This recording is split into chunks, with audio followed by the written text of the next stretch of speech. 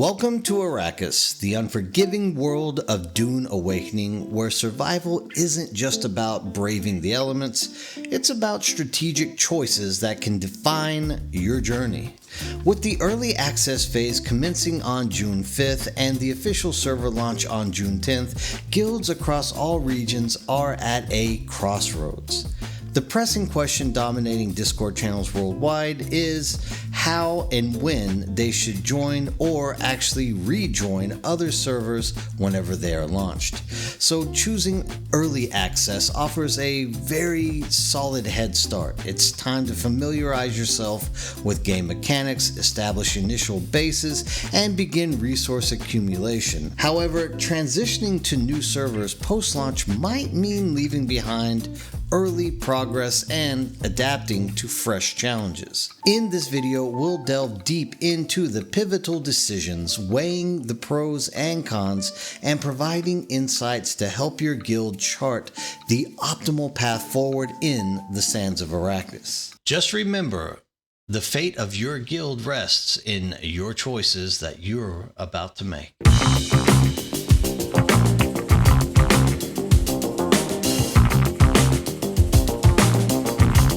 Now, in terms of the advantages of starting on the 5th and switching servers on the 10th, you have to think of at least 4 major reasons why this would be a great choice for your larger guild to do so.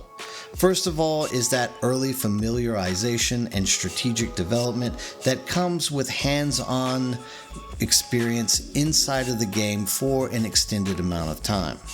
For example, guilds with this opportunity to delve into the game's mechanics are going to change the way that they look at combat systems, crafting, and resource management in general. This period is going to allow members to experiment with different strategies, understanding things like character progression and the ability to identify optimal builds before other people can do so. So such hands-on experience is very invaluable for refining the tactics and ensuring a smoother experience upon transitioning to that main server on the 10th. Now, you can also start to understand the map layouts and resource locations a lot better as well, because you are going to be exploring during that 5-day grace period, which is going to give you a familiar view of the map's layouts, the key locations, and even things like resource hotspots. This knowledge will definitely aid in the planning of base locations, optimizing resource gathering routes, and identifying strategic points of interest for when you make that change to the new server on the 10th. Another thing to think about here is refining the communication and coordination of your guild itself, because you are going to be able to test your guild's communication tools and coordinated strategies during this period. Guilds can have access to the effectiveness of their communication platforms, such as like how many Discord channels do we need or which Discord channels do we need, and they'll be able to refine the coordination during group activities. This is going to ensure that come that official launch, the guild is operating like a more well-oiled machine. Whereas if you are sitting back not being able to play those 5 days, you're going to kind of feel left out and you're going to struggle to get yourself into a position where you're going to feel more comfortable with the larger group of people. The second largest issue that I can think of that is going to give an advantage to guilds that are deciding to make that jump is once again just building that cohesive guild culture. Because you are going to look at the individuals in your guild and you're going to be able to think about establishing roles and different responsibilities to larger groups of people, which you don't have to think about now because you're not in-game experiencing this.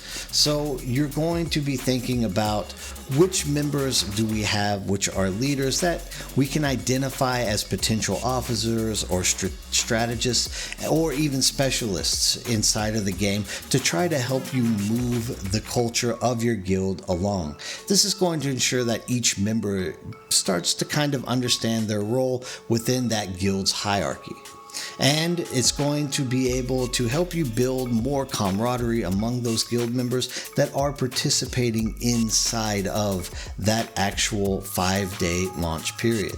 So the shared experiences with other people, like the triumphs or the challenges, the strength of bonding, and a foster of sense of unity amongst people whenever you get to do these things with people on the ground. So the team chemistry part of this early advantage is definitely a very crucial moment for coordinating efforts in high stakes scenarios, and maybe even allowing you to find people to function better together whenever the 10th comes and the new servers launch. The third thing I can think of here is just gaining a competitive edge over those people who are not going to be getting into the game early, because you are going to be able to take your guild to a point where it understands the in-game economy, including trade dynamics and resource valuation, a lot better than, say, people who are just watching the streamers and trying to take notes. Now, this insight is enabling guilds to strategize economic activities such as resource trading and or marketing manipulation, giving them a financial edge upon transitioning to those main servers. Basically, what I'm trying to say here is you will learn what it takes to build the more advanced machines, and therefore you can plan ahead as to beating other people to those resources so you can put them on the market, and that will then give them the chance to buy these things later on. But it's a disadvantage for those people who don't know the importance of those actual resources until they can reach that point in the game. So interacting with other players during this time is going to provide an opportunity to really identify things which are of importance, not only materialistically for making and crafting things, but it's also going to give you a chance to either create allies or even rivals while you are in these servers, because there are going to be multiple groups of people or guilds which will be thinking about making that move on the 10th. Whether they've decided to or not, we don't know yet, but you're going to be able to assess those guilds. You're going to be able to understand their strengths and their weaknesses, and you can even, find ways to make alliances before you jump on to create competitive strategies which are allowing you and other big guilds to benefit over the smaller people who are just now starting out on the 10th. So it becomes a tad bit unfair in those ways, and very much so. Now, the fourth thing that I can think of is just the risk mitigation and adaptability of how you will handle the game itself, because the first thing you have to think about is you will be able to have that express time to identify and adapt to changes. So this means that you can identify anything like the changes or updates made before that official launch, and how you can adapt to either make it your advantage or even just avoid it altogether. This foresight is going to allow people to adapt strategies accordingly, ensuring they're not caught off guard by new mechanics or alterations to the system whenever the 10th becomes a reality. You're also going to be able to test and just refine strategies in general. So like early access servers as a sandbox for testing various strategies without long-term consequences is a major thing when you get a 5-day head start. Guilds can experiment with different approaches to combat, resource management, diplomacy, refining their tactics for optimal performance on those main servers which are going to be launching on the 10th, giving them a very sharp advantage over the average gamer who did not want to invest the extra $20 to $40 to get in on the 5th itself. So overall, participating in Dune Awakening's early access phase is going to offer guilds a lot of valuable opportunities to prepare, strategize, and position themselves advantageously for the official server launch. By leveraging this period effectively, guilds can pretty much ensure a smoother transition and a competitive edge in the game's evolving landscape. But the question here is it worth making that move over there? Because there are disadvantages to this transition as well. Now, the most obvious disadvantage of starting on the 5th and transferring on the 10th is just clearly set the loss of progression and time that you've invested in the game, because the guilds are indeed going to be experimenting with strategies and understandings that the game is going to be offering them in terms of the mechanics. However, any progress made, such as character development, resource accumulation, or even base building, will be reset upon transitioning to that next server on the 10th. This means that the time and effort invested during the early access may not translate into a tangible benefit post-launch.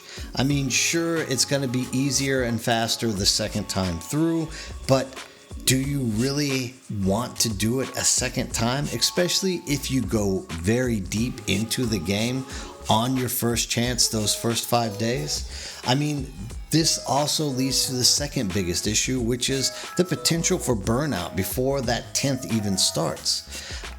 The excitement of early access games have always led to intense gameplay sessions, as guilds kind of are just striving to maximize their head start and beat other people out of positioning. This heightened activity more or less results in player fatigue or burnout, potentially diminishing enthusiasm and participation when those official servers actually do launch on the 10th.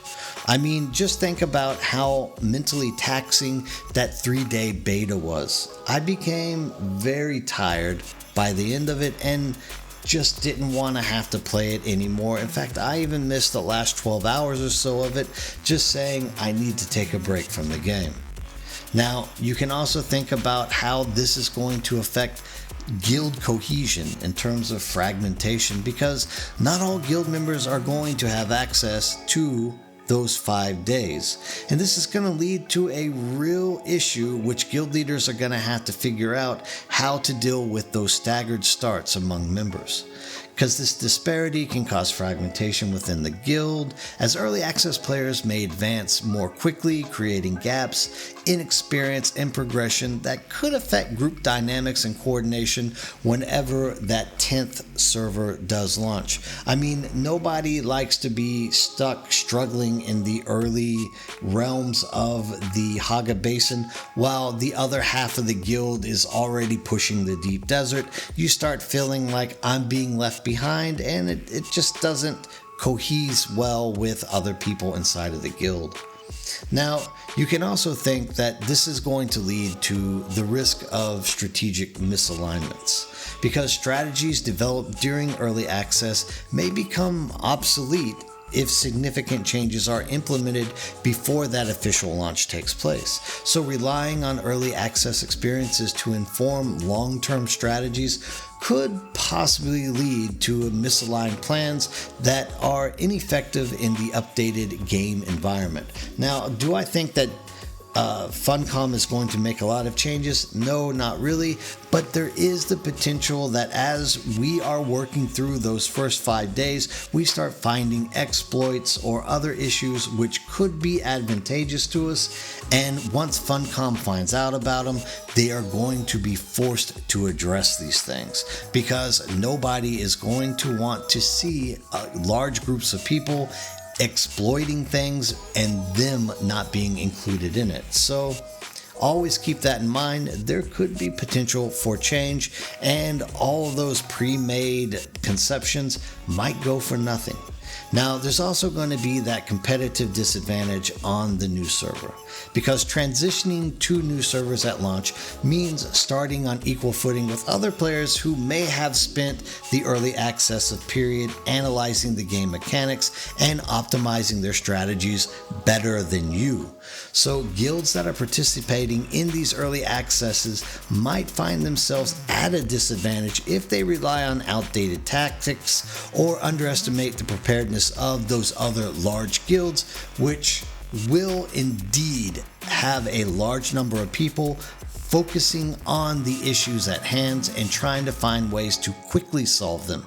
So you have to ask yourself, is my guild actually progressing enough that I'm going to be able to compete with the other guilds that are doing the exact same thing that we are doing. So in conclusion, while early access provides an opportunity for guilds to familiarize themselves with that Dune Awakening environment, it also presents challenges that could impact long-term success. Guilds should definitely be weighing in these disadvantages against the potential benefits to determine the most strategic approach for their members. So, is there truly an advantage to restarting everything on the 10th with your entire guild? Possibly. You will be able to move through all the mechanics and know what materials you need to get yourself where you need to go, but it just seems a little bit strange to me why you would do this, because those people who are starting on the 10th don't necessarily have to join the new server. If they are already in your guild, you should just stay on that first server, in my opinion, because you will have all the materials and all the other infrastructure needed to help those people move through the game even faster and easier, and even possibly catch up to the rest of your guild in a quicker fashion. However, if you believe that it's only a competitive thing, that if you stay on that server on the 5th, you are going to be missing out on a large public which isn't joining that server, well then, I guess you should take that risk. I personally believe that the best choice is to start on the 5th, stay on that server whenever the 10th happens, and just continue on progressing all the way through the end game and seeing how the game is going to function and work. Now, if you're a solo player and you're starting early, man, there's no reason for you to switch servers at all, because there's always going to be people playing on that server. And the head start that you're getting on those 5 days is not necessarily going to make people deter and go to a different server. So choose wisely, and I hope everybody ends up maintaining their guild cohesion and that we all effectively learn how to make it to the deep desert and beyond with very little effort and no disruptions or sad times from the sandworms eating us. What do you guys think? If you think that there are more advantages or disadvantages to making this strategy work, please feel free to leave comments below. I would love to talk to you guys about this and try to work through to determine whether or not it is a good or bad idea to do this early. And as always, remember to like, subscribe, and ring that notification bell so that I can keep you up to date on all things Dune Awakening. Thank you guys for watching. Have a great day.